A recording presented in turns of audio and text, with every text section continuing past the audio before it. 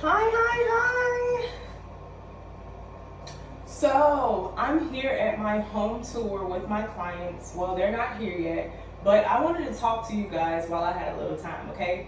So a couple of things you want to take a look out for when you're touring a house is water spots, cracks in the foundations, things going on with the windows like fogging.